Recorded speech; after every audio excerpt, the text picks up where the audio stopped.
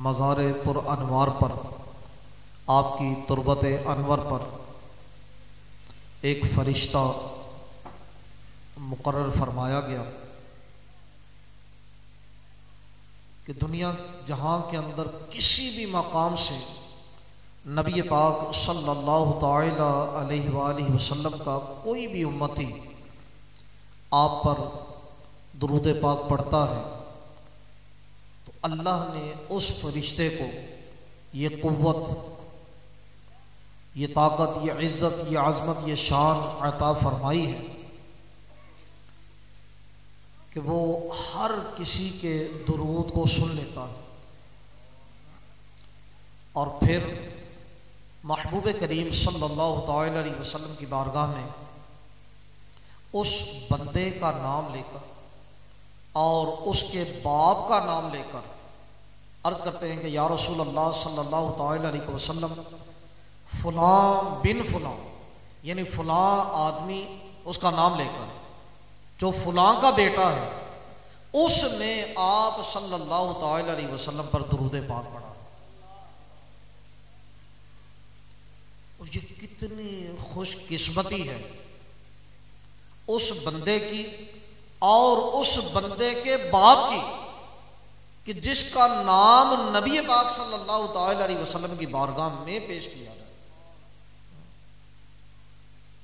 कि ये जो महफिल भी इस वक्त इनेकाद पजीर है, ये भी इसी सिलसिले की एक कड़ी है।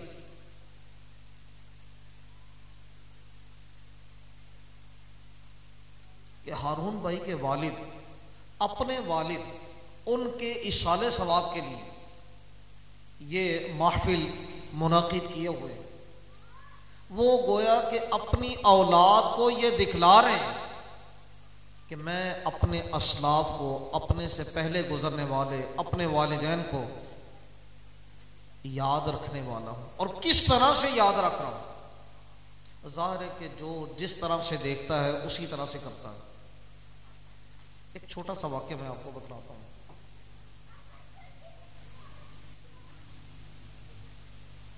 मेरी आदत यह है कि जब भी अपने वालिद गिरामी के साथ होता हूँ, कोई चीज़ ख़रीदनी है, कोई लेन देन का जो भी मामला होता है, हत्तल इम्कान कोशिश ये करता हूँ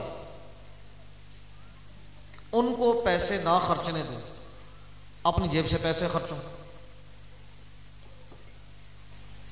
अब एक दिन इत्तेफाक ऐसा हुआ कि मेरी मोटरसाइकिल पंचर हो गई।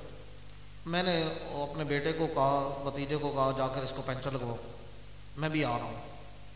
अच्छा, वो इत्तेफाक ऐसा कि पंचर वाली दुकान पर पहुँच गया, उसने पंचर लगवा दिया, मैं अंदर दुकान पर बैठा हुआ हूँ। अब वो जो मेरा बेटा है ना, उसने उस पंचर लगवाने वाले को पैसे अलग करके दे दिए और कहने लगा मेरे पापा से नहीं लेते आप। हालांकि वो 10 साल का होगा, 11 साल का होगा। वो उसको कह रहे हैं मेरे पापा से नहीं लेने, ये पैसे मुझसे ले ले। अब ये क्यों? जैसा उसने मुझे करते हुए देखा ऐसा ही वो आगे कर रहा। तो जैसा दिखलाएंगे वैसा ही हमारे सामने पेश आएगा। मैं आपको ये अर्ज करना चाह रहा हूं। तो इनके वालिद अपने वालिद के लिहाज से उनको इस अंदाज में याद करते हैं, उनको इसाले सवाब करते हैं। इसाले सवाब के लिए महफिल का इनेकाद करते हैं। तो हल जज़ाउल इहसान इल्लल इहसान, इहसान का बदला इहसान ही है, नेकी का बदला नेकी है।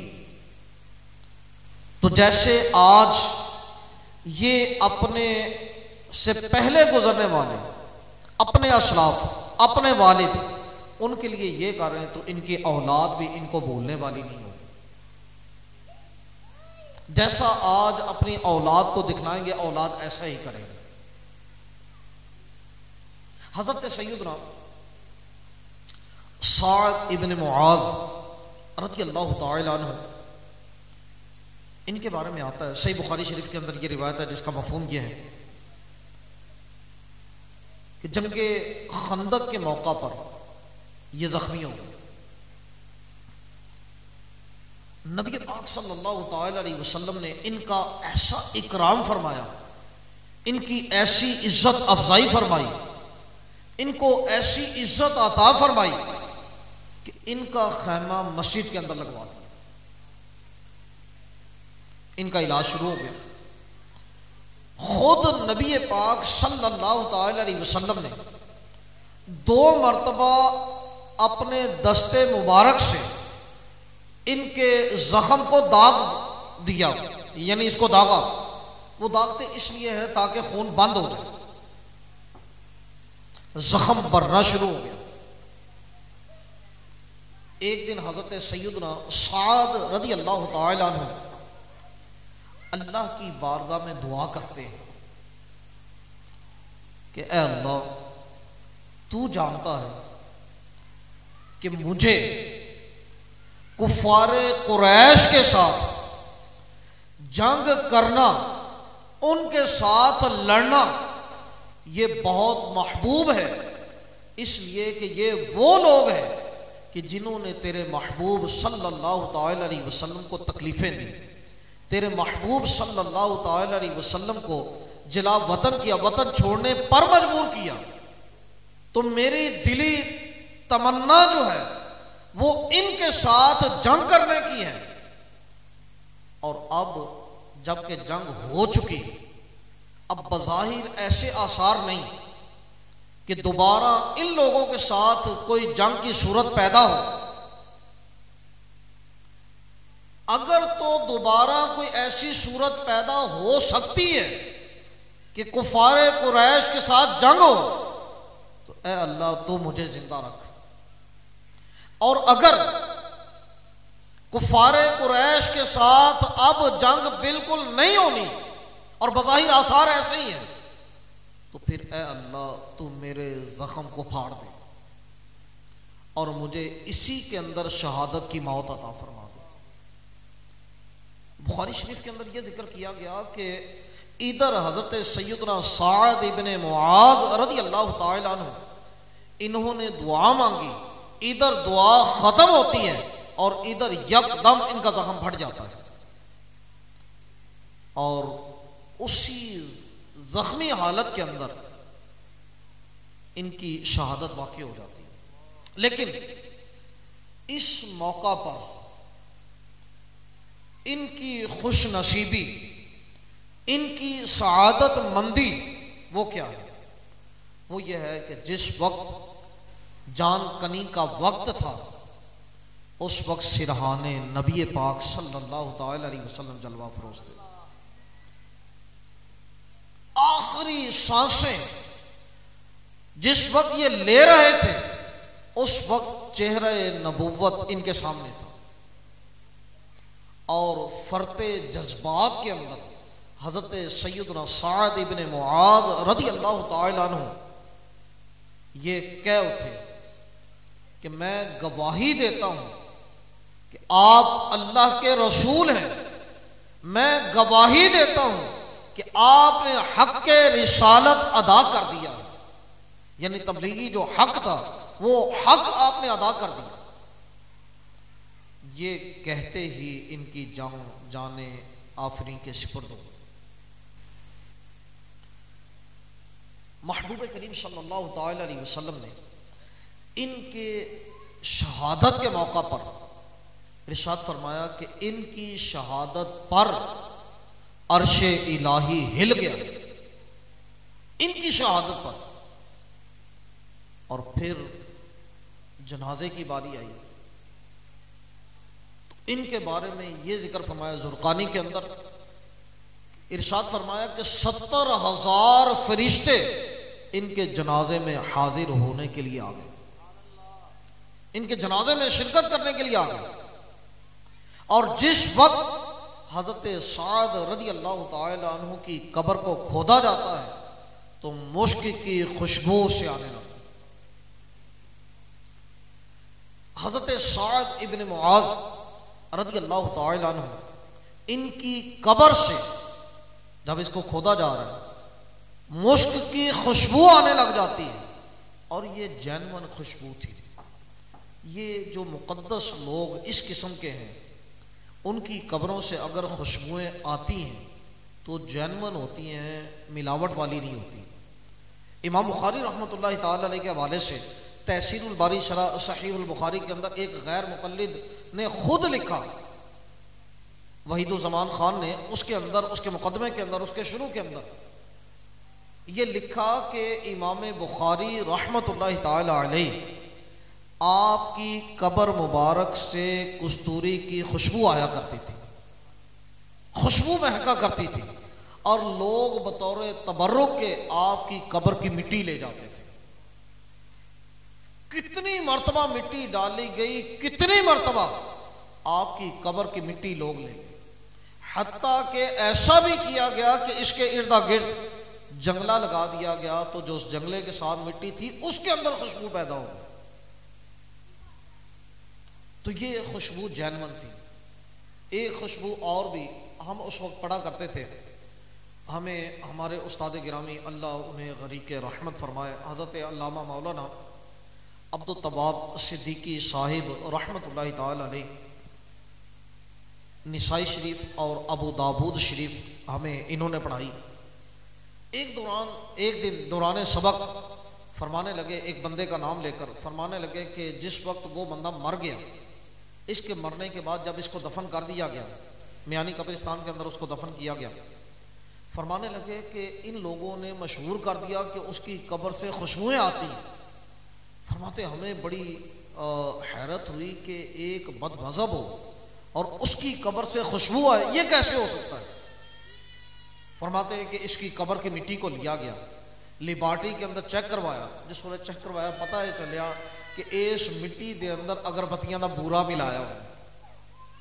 एक है ये खुशबू, एक है वो खुशबू जो हजरत सैयदना साद इब्न मुआज रज़ी अल्लाह ताला अन्हु की कब्र से आ रही है, और एक है वो खुशबू जो इमाम बुखारी रहमतुल्लाहि ताला अलैहि की कब्र मुबारक से आपकी मिट्टी से आती थी। तो हक हक ही होता है, बातिल बातिल ही होता है।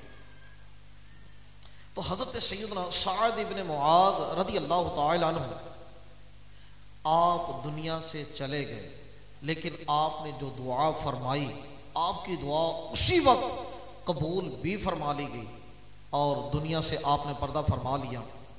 अब यह है कि वो फरिश्ते भी आ रहे हैं इनके जनाजे में हाजिरी के लिए, और अर्श इलाही भी हिल रहा है। नबी पाक सल्लल्लाहु अलैहि वसल्लम इनके लिए ये बिशारतें भी दे रहे हैं कि इनके लिए अर्श इलाही हिल गया, 70,000 फरिश्ते इनके जनाजे में शिरकत के लिए आ रहे हैं।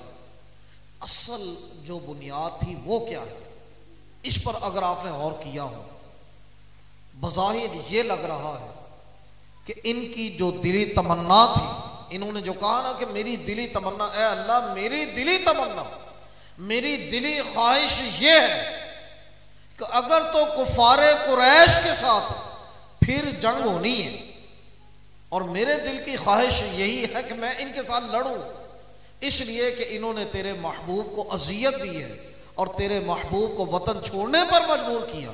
यानी गरज ये थी कि जो महबूब सल्लल्लाहु अलैहि वसल्लम को अजियत देने वाले लोग हैं, जो इनको तकलीफ देने वाले लोग हैं, जो इनकी तौहीन करने वाले लोग हैं, वो इनको एक आंख नहीं बाते थे। यानी महबूब की इज्जत, महबूब का अदब इनको ज्यादा अजीज था। इस बिना पर भी, और इमाम बुखारी रहमतुल्लाहि ताला अलैहि आपकी कब्र से भी जो खुशबू आई, इसका सबब बज़ाहिर जो लगता है वो क्या है, वो ये अदब था इनका कि जिस वक्त ये हदीस शरीफ लिखते थे ना, लिखने से पहले वो गुस्ल करते थे, 2 रकअत नमाज पढ़ते थे, और फिर नबी पाक सल्लल्लाहु अलैहि वसल्लम की हदीस लिखते थे। यानी एक एक हदीस जो इन्होंने लिखी, उस लिखने का अंदाज ये था। यानी ये है अदब महबूब सल्लल्लाहु ताला अलैहि वसल्लम। तो असल मसला जो मैंने आपको अर्ज करना है वो क्या है कि आज जो हम अपनी औलाद को दिखाएंगे, हमारी औलाद ऐसा ही करेगी। अगर तो आज हम लोग अपने महबूब सल्लल्लाहु ताला अलैहि वसल्लम की मोहब्बत और आपका इश्क ये अपनी औलाद को दिखाने में कामयाब हो गए, तो समझे कि हम कामयाब हो गए। हमारी औलादों के दिलों के अंदर ये इश्क व मोहब्बत का जज्बा, ये चिंगारी कायम व दायम रहेगी। और अगर हम नाकाम हो गए अपनी औलाद को दिखाने में कि हमने ये इश्क व मोहब्बत ना दिखला सके, तो फिर समझ लें कि इनसे इश्क की खुशबू आए ये सिर्फ ख्याल ही होगा, तसव्वुर ही होगा, इनसे खुशबू आने नहीं लगी। जैसा दिखलाएंगे वैसा ही देखेंगे। लोग ये बयान करते हैं, लोग ये बतलाते हैं, जिन लोगों ने हज़रत मुहद्दिस आज़म पाकिस्तान हज़रत मौलाना सरदार अहमद साहिब रहमतुल्लाहि ताला अलैह को देखा है, इनके बारे में ये आता है कि जिस वक्त ये हदीस रसूल सल्लल्लाहु ताला अलैहि वसल्लम पढ़ाया करते थे, तो जहाँ जहाँ पर नबी पाक सल्लल्लाहु ताला अलैहि वसल्लम की जैसी जैसी कैफियत अहादीस के अंदर बयान की जाती, इन पर ऐसी ऐसी कैफियत तारी होती जाती थी। अगर कहीं पर नबी पाक सल्लल्लाहु ताला अलैहि वसल्लम की खुशी का तज़किरा आता, आपकी मुस्कुराहटों का तज़किरा आता, तो सरदार साहिब हज़रत मुहद्दिस आज़म पाकिस्तान रहमतुल्लाहि ताला अलैह के चेहरे पर खुशी के आसार नुमाया हो जाते थे, मुस्कुराहट इनके चेहरे से जाहिर होती थी। और अगर कहीं पर नबी पाक सल्लल्लाहु अलैहि वसल्लम का गिरिया, इस चीज़ का बयान हो जाता, रोने का बयान होता, आंसू बहाने का तज़किरा होता, इनकी आंखों से भी छमाछम आंसू बहने शुरू हो जाते थे। और देखने वालों ने इसको देखा और उन्होंने ये बयान किया। अब जाहिर है कि अगर ऐसी कैफियत हम पर तारी हो और हमारी औलाद हमारी ऐसी कैफियत देखने में कामयाब हो जाए, तो ऐसी सूरत में हमारी औलाद के अंदर भी यही कैफियत मुंतकिल हो सकती है। आज अगर हम इश्क रसूल सल्लल्लाहु ताला अलैहि वसल्लम का इजहार करते हैं, मिसाल के तौर पर रबीउल अव्वल शरीफ आने वाला है, अल्लाह खैरियत से लाए, इसकी खुशियां मुसलमानों को दिखलाए और रुकावटें डालने वालों की रुकावटों को अल्लाह दूर फरमा दे। इसकी खुशियां जाहिर है कि अगर हम अपनी औलाद को दिखलाएंगे, हम लाइटिंग करें, हम घरों को सजाएं, लेकिन रास्ते ना रोकें, लोगों के रास्ते ना रोकें कि लोगों को तकलीफ ना हो, तो ऐसी सूरत में आइन मुमकिन है हमारी औलाद भी ऐसा ही करे। अगर आज हम रास्ते ना रोकेंगे तो आइन मुमकिन है हमारी औलाद देखा देखी ये भी रास्ते ना रोके। अगर आज हम रोशनी करेंगे, लाइटिंग करेंगे, झंडे अपने घरों पर लगाएंगे, हो सकता है हमारी औलाद भी लगाती रहे कि हमारा माँ बाप लगाता रहा, जैसा दिखलाएंगे वैसा वो करेंगे। तो क्या ख्याल है, अपने घरों पर झंडे लगाएंगे, लाइटिंग करेंगे, रोशनी करेंगे, रास्ते तो नहीं बंद करेंगे इंशाअल्लाह अज़्ज़ा वजल। ये जो महफिल जिसका इनेकाद किया गया ये इशाले सवाब के तौर पर है। इस हवाले से एक दो बातें मैं आपको अर्ज करना चाहूँगा। पहली बात यह है, इब्न माजा शरीफ के अंदर हदीस है, अदबुल मुफरद के अंदर इमाम बुखारी रहमतुल्लाहि ताला अलैह ने इस हदीस को नकल किया। हज़रत सय्यदुना अबू हुरैरा रज़ियल्लाहु ताला अन्हु, आपने इस हदीस को रिवायत किया जिसका मफ़हूम है कि जन्नत के अंदर बंदे के दर्जे को बुलंद किया जाता है, तो वो बंदा पूछता है कि या अल्लाह करीम मेरा ये दर्जा कैसे बुलंद फरमाया गया? तो इरशाद होता है तेरे बेटे ने तेरे लिए इस्तिग़फ़ार किया, दुआए बख्शिश की, तो इस सबब से तेरा दर्जा बुलंद कर दिया गया। बेटे ने इस्तिग़फ़ार किया तो तेरा दर्जा बुलंद कर दिया गया। इसका मतलब यह हुआ कि औलाद अगर अपने माँ बाप को दुआओं में याद रखती है तो इसका फ़ायदा माँ बाप को पहुँचता है। बल्कि एक हदीस के अंदर तो वाज़े तौर पर यह फरमाया, मुस्लिम शरीफ के अंदर यह हदीस थी, हज़रत अबू हुरैरा रज़ियल्लाहु ताला अन्हु से ही ये रिवायत भी थी कि जब इंसान मर जाता है तो इसके आमाल का सिलसिला ख़त्म हो जाता है, लेकिन 3 आमाल ऐसे बतलाया गया जिनका सिलसिला मरने के बाद भी जारी रहता है।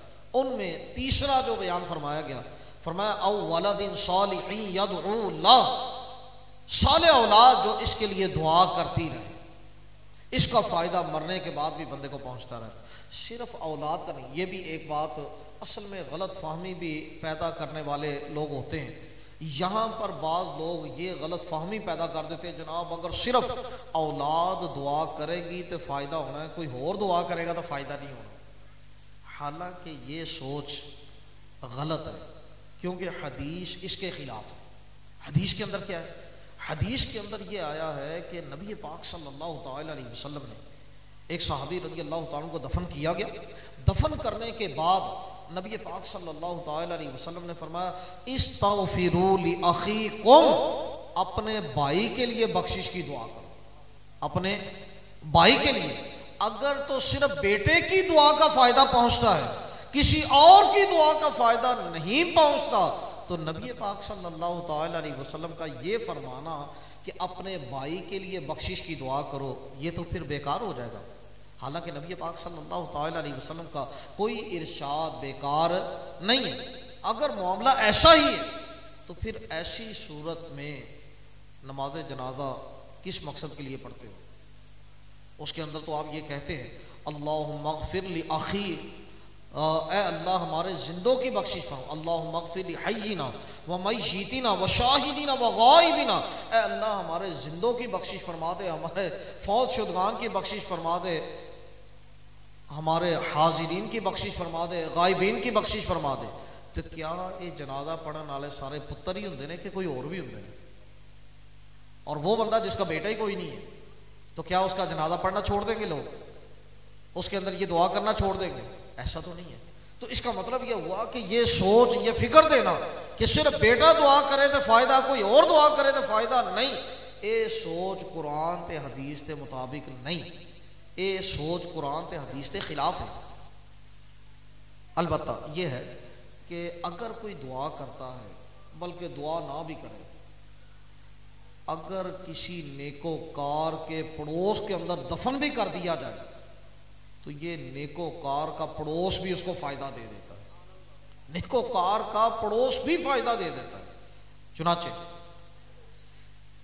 एक मय्यत के बारे में ये जिक्र किया गया कि सिल आ गई, पानी आ गया कब्र में, मय्यत को दूसरी जगह पर मुंतकिल किया गया।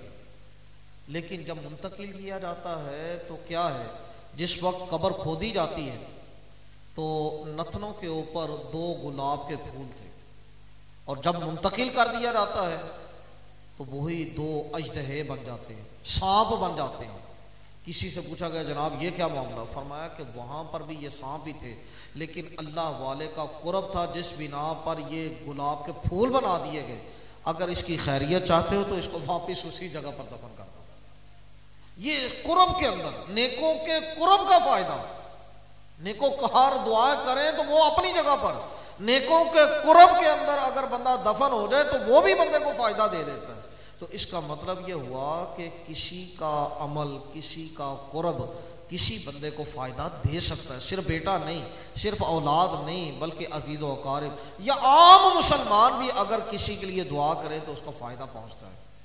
तो हमें भी क्या करना चाहिए? अपने असलाफ के लिए, अपने पहले गुजरने वालों के लिए दुआ करते रहना चाहिए। कुरान मजीद के अंदर ये जिक्र फरमाया गया कि रब्बना ग़फ़िर ली वली वालिदैया, ऐ हमारे रब मेरी बख्शिश फरमा, मेरे वालिदैन की बख्शिश फरमा। सिर्फ यहीं तक महदूद नहीं, आगे फरमाया वलिल मुमिनीन यौम यक़ूमुल हिसाब, हिसाब वाले दिन जितने भी मोमिन सब दी बख्शिश फरमा। अब ये है कि ये दुआ करने वाले सारे बेटे थोड़े ही हैं, ये तो कह रहा है मोमिनीन की बख्शिश फरमा। तो इसका मतलब यह है कि आम मुसलमान भी दूसरे मुसलमानों के लिए दुआ करें तो उनको फायदा पहुंचता है। वालिदैन के लिए दुआ ये तो करते रहना चाहिए। अगर कोई बंदा ये चाहता है कि उसका रिज़्क़ फैले, उसका रिज़्क़ बढ़े, तो उसके लिए एक नुस्खा जो बुजुर्ग बयान फरमाते हैं वो ये है कि बंदा हर नमाज में अपने वालिदैन के लिए ख़ास तौर पर दुआ करता रहे। इसके रिज़्क़ के अंदर कमी नहीं आएगी, इसका रिज़्क़ ख़त्म नहीं होगा।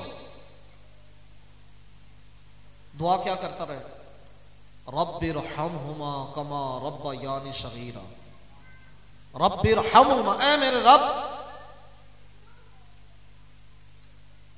जिस तरह इन दोनों ने मुझे पाला, रब्बिरहमहुमा, ऐ मेरे रब इन दोनों पर रहम फरमा, जिस तरह से इन्होंने बचपने के अंदर मुझे पाला। बचपने के अंदर माँ बाप ने औलाद के लिए बड़ी कुर्बानियां दी होती है, ये बात अपने ज़हन में रख लीजिए। बचपने के अंदर जो कुर्बानियां माँ बाप अपनी औलाद के लिए देता है, कोई दूसरा बंदा किसी के लिए नहीं दे सकता। लेकिन यही औलाद जब बड़ी हो जाती है तो फिर क्या कुछ गुल नहीं खिलाती, माँ बाप को पीछे कर देते हैं। इसके लिए बिल्कुल एक बात मैं आपको अर्ज करके इस बयान को ख़त्म करूँगा। एक बात सिर्फ अपने ज़हन में बिठा लीजिए, जैसा करना वैसा भरना है। एक छोटा बच्चा वो पेंटिंग कर रहा है, नक्शा बना रहा है। उसने एक घर का नक्शा बनाया। जब नक्शा बना चुका तो उसका बाप पूछता है, बेटा ये कमरे किस किस के लिए बनाए? तो वो बतला रहा है कि जनाब ये इसके लिए, ये मेरे लिए, ये फलां के लिए। बाप पूछता है मेरे लिए कौन सा है? तो उसने नक्शे के अंदर कहा वो जो पीछे से है ना छोटा सा, वो पापा आपके लिए, क्योंकि आपने भी अपने पापा को वो पीछे वाला कमरा दिया हुआ है ना, तो जब मैं भी बड़ा होऊंगा तो आपको ये पीछे वाला एक छोटा सा कमरा दूंगा। अब उसकी आंखें खुल गई। ये नहीं कहा कि तू कौन होता है, नहीं, उसकी आंखें खुली कि मैंने अपने बाप के साथ क्या किया और मेरे बेटा मुझे देखा देखी अपनी सोच क्या बनाए हुए है, यानी जैसा दिखाएंगे वैसे ही आगे हमारे साथ होगा। तो उसी वक्त अपने बाप को पीछे कमरे से वापस ले आया, अपने साथ बड़े कमरे के अंदर फिर अपने बाप को भी रखा कि नहीं अब भाई तुसी मेरे नाल रहो, लेकिन फायदा फिर भी अपना ले रहा है कि कल कला मैनू पीछे ना छोड़ देता जाए।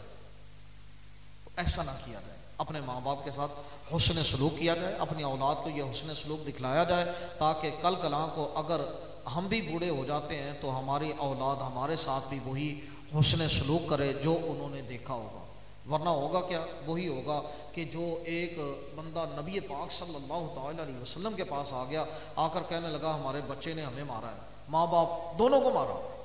तो नबी पाक सल्लल्लाहु अलैहि वसल्लम ने बच्चे को अपने पास जब बुलाया, बच्चे से मुराद है कि वो उनका बेटा जो था, तो उसको बुलाया, कहा तूने अपने माँ बाप को मारा। कहने लगा कि मैं तो अपने माँ बाप को बचपने के अंदर ही ये देख रहा हूँ कि जब भी हमारे दो बैल हैं वो लड़ते हैं तो ऐसी सूरत में मेरे बाप ने एक लाठी रखी हुई है, वो उनको मारता है, वो लड़ाई छोड़ देते हैं। मेरे माँ बाप को मैंने अपने माँ बाप को लड़ते हुए देखा, तो जैसा मैंने इनको लड़ाई छुड़ाते हुए देखा था मैंने भी इसी तरह से इनको किया, तो इन्होंने लड़ाई छोड़ दी। अब इसका मतलब यह है जैसा दिखलाएंगे वैसे ही होगा। तो अच्छा दिखलाएं अच्छा होगा, बुरा दिखलाएंगे बुरा होगा। अल्लाह मुझे भी आपको भी अच्छा दिखलाने की तौफीक नसीब फरमाए। और अच्छा कैसे दिखला सकते हैं? मदनी चैनल की सूरत में आप दिखला सकते हैं। मदनी चैनल के ऊपर मदनी किड्स बच्चों के प्रोग्राम लगते हैं, अगर बच्चों को वो दिखलाएंगे तो उसके अंदर बहुत नसीहत आमोज़ बातें वहाँ पर सिखलाई जाती हैं, बड़ों का अदब वहाँ पर सिखलाया जाता है, छोटों पर शफकत वहाँ पर सिखलाई जाती है, झूठ बोलने से मना किया जाता है, सच बोलने की तरगीब दिलाई जाती है। और बच्चे फिर आपस में एक दूसरे को यही चीज़ें अगर तकरार के साथ सुनने सुनाने वाले बन गए तो इंशाअल्लाह इसके साथ साथ हमारी आखिरत भी भली हो सकती है। अल्लाह मुझे भी आपको भी हम सब को इल्म अमल की तौफीक नसीब फरमाए। सिर्फ आखिरी एक बात ये बढ़ गई, वो हज़रत सैयदना साद इब्न मुआज़ रज़ी अल्लाह तआला अन्हु के हवाले से एक जुमला सिर्फ जो बुखारी शरीफ के अंदर जिक्र किया है मेरे नबी सल्लल्लाहु अलैहि वसल्लम ने, वो जुमला भी अपने पेश नज़र रख लीजिए, चूँकि इस जुमले के अंदर मेरे नबी सल्लल्लाहु अलैहि वसल्लम की शान का इजहार भी था और साद इब्न मुआज़ रज़ी अल्लाह तआला अन्हु के मकाम और मर्तबे का जिक्र भी था। इसको भी अगर अपने पल्ले से बांध कर ले जाइए। इस महफिल का आखिरी जुमला जो है वो दरस के तौर पर, क्योंकि ईमान की दौलत ये सबसे अहम दौलत है, इससे बढ़कर और कोई दौलत नहीं है और इश्क रसूल से बढ़कर भी कोई दौलत नहीं है। सही बुखारी शरीफ के अंदर ये रिवायत मौजूद है कि नबी पाक सल्लल्लाहु अलैहि वसल्लम के पास रेशम का एक कपड़ा आया, बहुत मुलायम बहुत नरम था, अच्छा था। सहाबा इकराम रिज़वानुल्लाहि ताला अलैहिम अजमाइन इस रेशम के कपड़े पर ताज्जुब करने लगे। तो आपने फरमाया कि तुम इस कपड़े पर ताज्जुब करते हो, साद इब्न मुआज का जन्नत के अंदर जो रुमाल है वो इससे कहीं बेहतर है।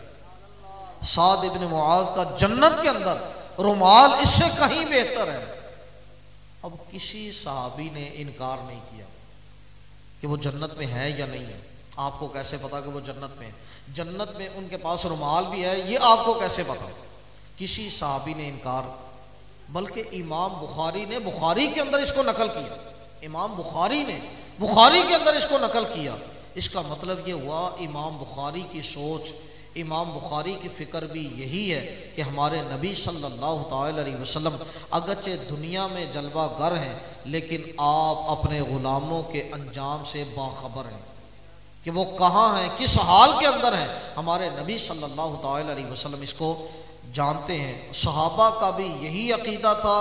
अल्हम्दुलिल्लाह रब्बिल आलमीन, अहले सुन्नत व जमात का भी यही अकीदा है कि हमारे नबी दुनिया के अंदर जलवागर हों, तब भी आप सल्लल्लाहु अलैहि वसल्लम को जन्नत और जन्नतियों की खबर है कि जन्नत कहाँ है, जन्नती कहाँ पर है, किस जन्नत के अंदर हैं, किस हाल के अंदर हैं, उनके पास क्या है, ये सब कुछ हमारे नबी सल्लल्लाहु अलैहि वसल्लम के पेश नज़र है। यही हम सब का अकीदा है। अल्लाह हमें इसी पर ज़िंदा रखे, इसी पर मौत नसीब फरमाए। व आखिर दावाहुम अनिल हम्दुलिल्लाह।